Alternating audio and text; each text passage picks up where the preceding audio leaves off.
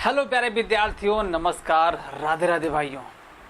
आ जाओ एक और अकाउंटेंट की क्लास, किसके लिए EMRS और UPSSC से जो ऑडिटर और अकाउंटेंट की वैकेंसी आती है उसके लिए भाई।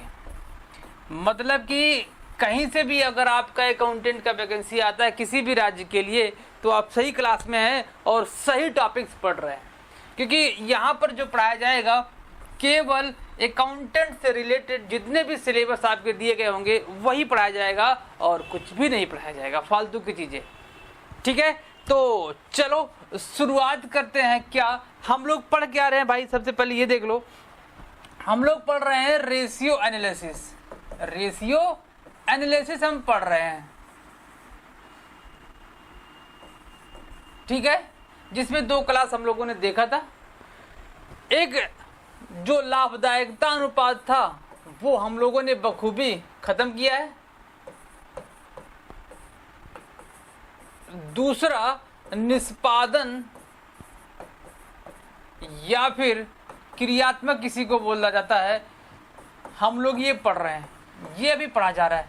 आज इसका लास्ट क्लास होने वाला है, निष्पादन से संबंधित टॉपिक जितने भी हैं, ठीक है। इसमें हम लोगों ने इन्वेंट्री टर्नओवर रेशियो को पढ़ा था, डेटा टर्नओवर रेशियो पढ़ा था, और जो पेमेंट रिसीव करने का एक एक्चुअल पीरियड कितना होना चाहिए, कंपनी का कितना उस समय है, वो हमने सीखा था। ठीक है, आज इसी का नेक्स्ट पार्ट सीखने वाले हैं। क्या है आज का टॉपिक भाई? आज का टॉपिक है मेरे भाई कि हम लोग जो क्रेडिटर्स होते हैं उसका जो रेशियो बनेगा वो क्या बनेगा, क्रेडिटर टर्नओवर रेशियो आज हम सीखने वाले हैं। दूसरा सीखेंगे कि यदि क्रेडिटर टर्नओवर रेशियो सीख लिया जाए तो उसके साथ एक और जुड़ा हुआ आता है जिसका नाम क्या है भाई? जिसका नाम है कि एवरेज पेमेंट पीरियड कितना है, payment period ratio, period ratio. आज हम ये टॉपिक भी सीखेंगे। तीसरा टॉपिक सीखेंगे वर्किंग कैपिटल, वर्किंग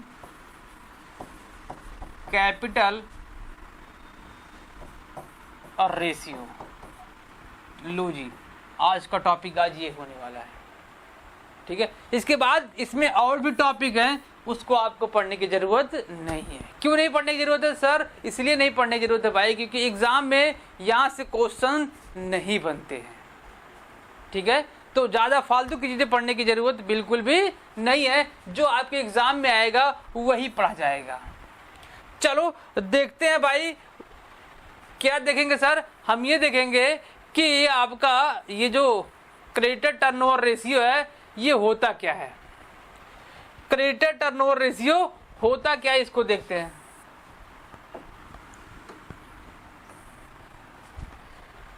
इसको कोई भी कंपनी क्यों निकालेगा, क्यों सीखेगा? किसी भी अकाउंटेंट को ऐसा इसलिए पढ़ाया जाता है। क्यों पढ़ाया जाता है भाई? इसलिए पढ़ाया जाता है कि यदि किसी कंपनी का जो क्रेडिटर्स है, मतलब कौन, जो परचेज उधार किया गया होगा, जिससे उधार परचेज किया गया, जिसको पैसा देना होगा, उसका उस समय वर्तमान में उस कंपनी में क्या स्थिति है, कितना रेशियो बना के चल रहा है वो कंपनी कि उसके पास कितना क्रेडिटर्स बचे हुए हैं, ये इसलिए सीखा जाएगा। दूसरा एवरेज पेमेंट, भाई इस कंपनी की स्थिति कैसी है, वो कितने समय में किसी भी क्रेडिटर्स को पैसा पेमेंट कर देती है, हम इसलिए इसको एवरेज पेमेंट पीरियड भी सीखेंगे। वर्किंग कैपिटल आप जानते हैं क्या होता है कि जो संचालन के लिए जो पैसा कंपनी के पास होती है, व्यवसाय के पास होती है, वो किस हिसाब से कंपनी डील कर रही है। इसका सीधा सीधा संबंध होता है किससे? विक्रय से होता है इसका सीधा संबंध वर्किंग कैपिटल का। क्यों? क्योंकि वर्किंग कैपिटल विक्रय संबंध इसलिए होता है कि जैसे जैसे बिक्री ज़्यादा होगी या फिर उधार बिक्री है या फिर कैश बिक्री है, यदि अगर उधार बिक्री है तो वर्किंग कैपिटल क्या होता है, वहाँ पर वर्किंग कैपिटल की संख्या धीरे धीरे कम होती जाएगी। क्यों? क्योंकि पैसे मिलते नहीं हैं, ठीक है। तो यहाँ पर सीधा सीधा बोला जा सकता है कि वर्किंग कैपिटल का रेशियो का संबंध सीधा सीधा किससे होता है? विक्रय से होता है। बात समझ में आ गई? हाँ सर। चलो शुरुआत करते हैं भाई किसका, क्रेडिटर्स टर्न ओवर रेशियो, लेनदार आवर्त अनुपात से बोला जाता है। हिंदी में लिख दूं भाई, हाँ लिख दूं सर, लेनदार आवर्त अनुपात बोला जाता है। यहां से पॉइंट क्या पूछ सकता है, पूछ सकता है कि क्रेडिटर टर्नओवर रेशियो किसके बीच में संबंध को स्थापित करता है। तो इसका संबंध स्थापित करने का जो फॉर्मूला है मैं बताता हूं, उसी के अकॉर्डिंग इसको समझा जा सकता है। तो फॉर्मूला क्या बनेगा, net credit purchase, net credit purchase divided by average creditors, average creditors, या इसी को पेबल भी बोल सकते हैं। क्या बोल सकते हैं, पेबल। पेबल में बिल्स पेबल आता है, तो फॉर्मूले में ये एवरेज पेबल भी आ सकता है। अब आपसे पूछेगा कि क्रेडिटर टर्नओवर रेशियो किसके बीच में संबंध को बनाता है, स्थापित करता है, तो जितनी भी उधार परचेजिंग होती है उसका किसके साथ संबंध, जितने भी औसत लेनदार होंगे उसके साथ उसका संबंध क्रिएट होता है। बात समझ में आ गई ना। तो ये इसका संबंध को बता रहा है और यही है इसका फॉर्मूला। और इसमें बहुत ज़्यादा कुछ सीखने की ज़रूरत नहीं है कि और फालतू चीज़ें सीखनी है, नहीं, कुछ नहीं सीखना है, बस यही इतना सीखना ना। और इससे सवाल कैसे आएंगे, चलो उसको भी देखते हैं। एक सवाल मैंने लिया हुआ है, एक आप सवाल को पढ़िए और सवाल को नोट डाउन करिए, इसके बाद हम इसको सॉल्व करते हैं। ठीक है, देख लिया भाई सवाल, देखो सवाल, पढ़ो एक बार, मैं एक बार पढ़ दूं, इसके बाद आप लोग खुद पढ़िए। करें calculate the creditor turnover ratio and average payment period, और किस में, मंथली में। ईयरली होगा तो 365 से मल्टीप्लाई होगा और या 360 से होगा, लेकिन मंथली का इसका मतलब किससे होगा, 12 से गुणा होगा। अब आपसे क्या पूछ रहा है, कैलकुलेट क्रेडिटर टर्नओवर रेशियो और एवरेज पेमेंट पीरियड पूछ रहा है।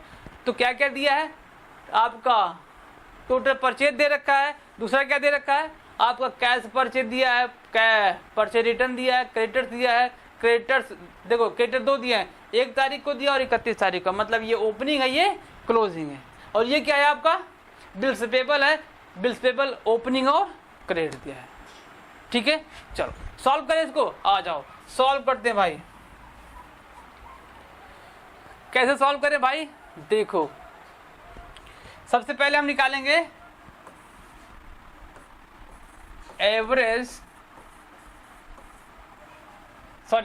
निकालेंगे हम लोग creditor turnover ratio, creditors turnover ratio. Formula एक बार और लिख दूं, लिख दीजिए सर ताकि आसानी हो जाए। आ जाओ फॉर्मूला लिखो भाई। फॉर्मूला क्या कह रहा है, कह रहा है कि जितने भी आपके उधार खरीदारी होगी, क्रेडिट परचेज डिवाइडेड बाई किससे, एवरेज क्रेडिटर्स, एवरेज क्रेडिटर्स, ये देखो आ गया, या पेबल, ये फॉर्मूला है ये फॉर्मूला है। अब उस फॉर्मूले पे रखेंगे आपको आसानी से आंसर मिल जाएगा, लेकिन इतना आसान भी नहीं कि आसानी से आंसर मिल जाए। क्यों, क्योंकि नेट क्रेडिट कहीं दिया क्या, नहीं दिया है। क्या एवरेज क्रेडिटर्स कहीं दिया है, नहीं, हमको निकालना पड़ेगा। तो निकालो ना भाई, निकालो। सबसे पहले क्या निकाल लेते हैं हम लोग, नेट क्रेडिट परचेज निकाल लेते हैं। कैसे निकलेगा, जितने भी टोटल परचेज दिया गया है, टोटल परचेज कितना है, 1,60,000, 1,60,000 माइनस कितना, जो कैश सेल उसको निकाल दो, बिल्कुल निकाल देंगे। कितना माइनस करना भाई, 30,000 माइनस करना, कर दो, कर दिया। इसके बाद कुछ वापसी भी हुई, कुछ 10,000 की वापसी भी हुई, इसको भी माइनस कर दो, कर दिया। 1,60,000 में से 1,40,000 सॉरी 40,000 घटा तो कितना आ जाएगा, 1,20,000 रुपये आपका क्या आ जाएगा, नेट क्रेडिट परचेज आ जाएगा। अब इसमें क्या करें, एवरेज क्रेडिटर कैसे निकालेंगे, इसको भी निकालो ना। एवरेज क्रेडिटर्स कैसे निकलेगा, जितने भी क्रेडिटर्स है, होता है ना opening stock plus closing stock divide by 2। सबके ओपनिंग को जोड़ो, मतलब सबको जोड़ दो यार, ओपनिंग को जोड़ो फिर क्लोजिंग को भी जोड़ो। देखो इसका ओपनिंग ये है, इसका क्लोजिंग ये है, इसका ओपनिंग है, इसका क्लोजिंग, मतलब सबको जोड़ लो। क्या कर दो, सबको जोड़ लो। 1,00,000 सॉरी 10,000 14,000 24,000 और ये कितना है 9,000 है, तो 9,000 24,000 9,000 प्लस हो जाएगा 33, 33 7 39,000, 33 7 40, कितना आ जाएगा 40,000 आ जाएगा। अब 40,000 में 2 से भाग करते हैं, कितना आ जाएगा 20,000 रुपये। ये लो आपका 20,000 क्या आ गया, एवरेज क्रेडिटर्स आ गया। एवरेज क्रेडिटर का फॉर्मूला क्या है, जितने भी आपके ओपनिंग और क्लोजिंग क्रेडिटर्स होंगे, बिल्स पेबल होंगे, सबको जोड़ देंगे, डिवाइड बाई 2 कर देंगे। ये तो formula opening stock plus sorry opening plus closing divide by 2, यही तो फॉर्मूला ना। तो इसको सॉल्व कर लो, कर लिया, ये कितना आ गया 20,000 और ये कितना आ गया था 1,20,000। तो 1,20,000 को ऊपर रखेंगे, डिवाइड बाई 20,000 करेंगे, 4 जीरो यहाँ से काट दो, अब बचा कितना 12, तो कितना आ जाएगा ये 6 टाइम्स आ जाएगा। लो इसका आंसर आ गया, कितना आ गया 6 टाइम्स आ गया, इसका आंसर आ गया। समझाने में थोड़ा टाइम लगा, अदरवाइज इसको सॉल्व करने में बहुत ज़्यादा समय नहीं लगेगा भाई। सबसे पहले क्या निकालेंगे, नेट क्रेडिट परचेज निकालेंगे। दूसरे नंबर पे क्या निकालेंगे, एवरेज क्रेडिटर्स निकालेंगे या एवरेज पेबल्स निकालेंगे, निकल गया यहाँ पर दूसरे नंबर पर। इसके बाद फॉर्मूले पर रख देंगे, लो जी आंसर आ गया। क्लियर है ना, सही मजे की बात है जी सर। आ जाओ अब इसमें देखो, हम लोगों ने दोनों सीख लिया। क्या सीखा, एक निकालना सीख लिया, क्या क्रेडिटर टर्नओवर रेशियो सीख लिया। दूसरा पूछा था कि एवरेज पेमेंट पीरियड कैसे निकलेगा। आ जाओ, एवरेज पेमेंट पीरियड कैसे निकलेगा, निकालो ना। फॉर्मूला इसका क्या, देखो इसका फॉर्मूला है सीधा सीधा भाई। अभी जो आप लोगों ने देखा कि जो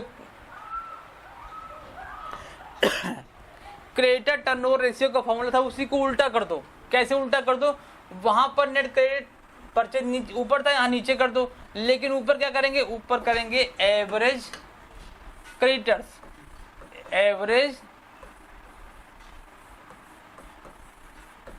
क्रेडिटर्स या फिर पेबल डिवाइडेड बाई नेट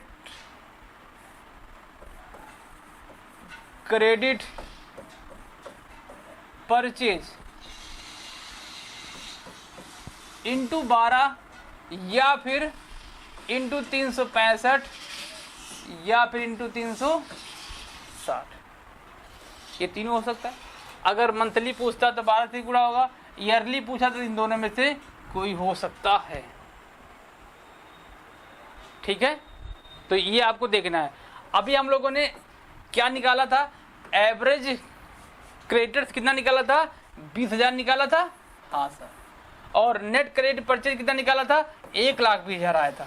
अच्छा, इंटू कराएंगे, क्वेश्चन में मंथली क्या था तो मंथली से भाग कर देंगे, मंथली से भाग करा देंगे। काटे इसको, देखो 4 जीरो यहाँ से काट दो, 4 जीरो यहाँ से काट दो, 12 यहाँ 12 यहाँ, तो कितना बचा 2 मंथ आ जाएगा। कितना आ जाएगा 2 मंथ आ जाएगा। किसी का भुगतान करने में कितना टाइम लगता है, एवरेज 2 महीने लगता है किसी भी व्यवसायी को। ठीक है, तो ये क्या था आपका एवरेज पेमेंट पीरियड रेशियो। ठीक है, ये दूसरा आपका रेशियो था आज का। तीसरे नंबर पे मैंने कहा कि भाई तीसरा नंबर क्या होगा, वर्किंग कैपिटल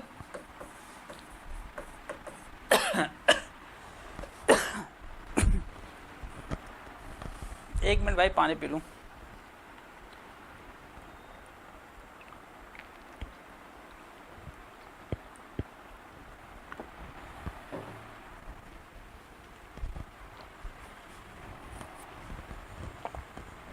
दूसरे नंबर पे क्या होगा, वर्किंग कैपिटल रेशियो। इसका फॉर्मूला क्या बनेगा भाई, देखो इसका फॉर्मूला होगा COGS divided by working capital divide by working capital, ये इसका फॉर्मूला हो जाएगा जी, इसका ये फॉर्मूला है। अब देखो कितनी बार हम लोगों ने सीखा है कि सीओजीएस कैसे निकलता है, opening stock plus purchases plus direct expense minus closing stock, ये इसका सीओजीएस का नॉर्मल फार्मूला है, नॉर्मल फार्मूला है। एक फार्मूला और है, हाँ एक फार्मूला और देखते हैं।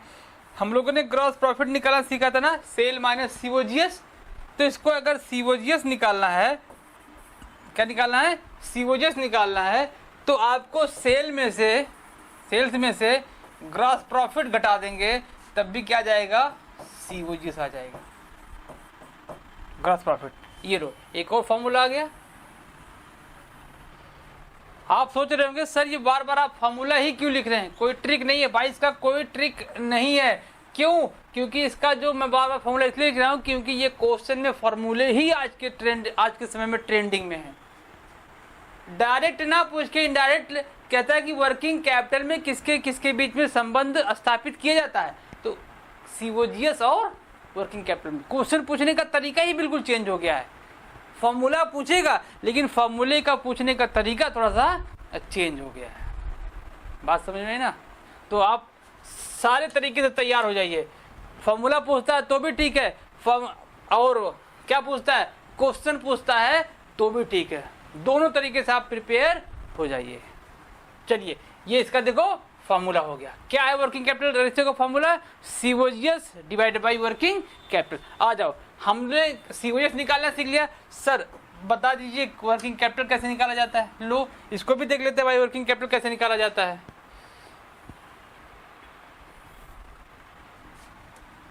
वर्किंग कैपिटल निकालना सीख लो भाई। वर्किंग कैपिटल कैसे निकाला जाएगा, निकालो ना।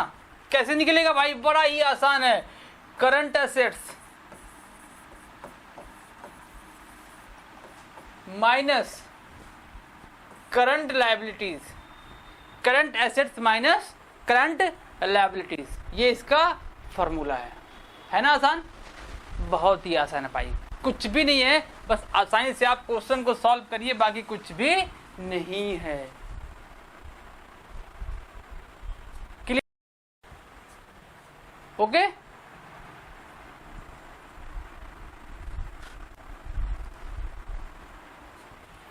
लिखो भाई, नोट डाउन करो फॉर्मूला।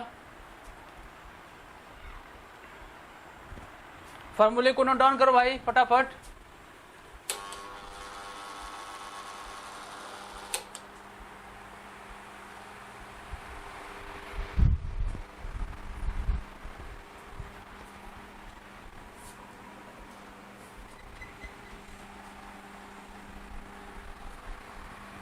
हो गया? चलो आगे चलते हैं, क्वेश्चन लगाएं। आ जाओ भाई क्वेश्चन लगाते हैं। ये देखो, calculate the working capital ratio, working capital turnover ratio. Question में दिया क्या है, कॉस्ट ऑफ गुड सोल्ड, मैंने सीधा सीधा आपको निकाल के दे दिया है, कुछ करना नहीं है। मे भी इतना आसान क्वेश्चन आ जाए, मे भी इससे टफ क्वेश्चन है, दोनों पॉसिबिलिटी है ना। सरल आएगा तो ऐसे आएगा, कठिन आएगा तो आपको सीओजीएस निकलवाएगा। वर्किंग कैपिटल तो मान लो निकलवा ही रहा है, सीओजीएस आपसे निकलवाएगा, वहाँ पे परचेज भी दे देगा, क्लोजिंग स्टॉक भी दे देगा, सेल भी दे देगा, और डायरेक्ट एक्सपेंस इनडायरेक्ट एक्सपेंस सब दे देगा। बस आपसे निकलवाएगा कि सीओजीएस निकालिए, लेकिन यहाँ पर निकाल के दिया गया है। तो अगर निकाल के दिया गया है ना तो फॉर्मूले पे रख दो ना। फॉर्मूला यही तो कहता है, COGS divided by working capital, यही तो कह रहा है ना फॉर्मूला भाई। हाँ सर, वर्किंग कैपिटल। चलो फॉर्मूले पे रखो। सीओजीएस कितना है, 3 लाख, और वर्किंग कैपिटल नहीं दिया तो निकालो working capital. Working capital is equal to current asset minus current liabilities. Current asset कितना दिया गया है, 1,50,000। करंट लायबिलिटीज कितना दिया गया है, 1 लाख। घटा तो कितना जाएगा, 50,000। लो 50,000 फॉर्मूले पे रखो, रख दिया। 4 0 उड़ा दो, और 6 में 5 से भाग करो कितनी बार जाएगा, सॉरी 30 में 5 से भाग करो कितनी बार जाएगा, 6 टाइम जाएगा। तो इसका आंसर आ जाए कितना, 6 टाइम। रेशियो एनालिसिस में और क्या आएगा भाई, कुछ भी नहीं आएगा। ठीक है, एक टॉपिक और बच रहा है, एक क्लास में प्रयास रहेगा उसको खत्म करने का। ठीक है, बाकी मिलते हैं आपसे अगली क्लास में, तब तक पढ़ते रहिए।